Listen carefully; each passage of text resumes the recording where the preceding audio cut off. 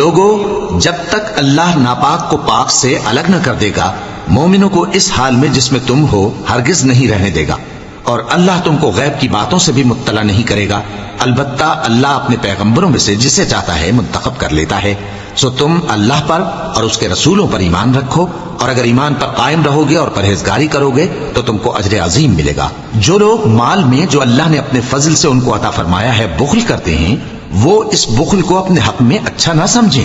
وہ اچھا نہیں بلکہ ان کے لیے برا ہے۔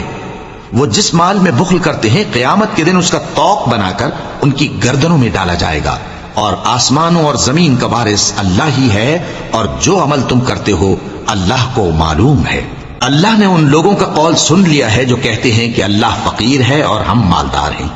یہ جو کچھ کہتے ہیں ہم اس کو لکھ لیں گے، اور پیغمبروں کو جو یہ ناحق قتل کرتے رہے ہیں اس کو بھی قلم بند کر رکھیں گے، اور قیامت کے روز کہیں گے کہ سخت جلن والی آگ کے عذاب کے مزے چکھتے رہو۔ یہ ان کاموں کی سزا ہے جو تمہارے ہاتھ آگے بھیجتے رہے ہیں، اور اللہ تو بندوں پر مطلق ظلم نہیں کرتا۔ جو لوگ کہتے ہیں کہ اللہ نے ہمیں حکم بھیجا کہ جب تک کوئی پیغمبر ہمارے پاس ایسی نیاز لے کر نہ آئے جس کو آگ آ کر کھا جائے تب تک ہم اس پر ایمان نہ لائیں گے، اے پیغمبر ان سے کہہ دو کہ مجھ سے پہلے کئی پیغمبر تمہارے پاس کھلی ہوئی نشانیاں لے کر آئے، اور وہ معجزہ بھی لائے جو تم کہتے ہو، تو اگر سچے ہو تو تم نے ان کو کیوں قتل کیا؟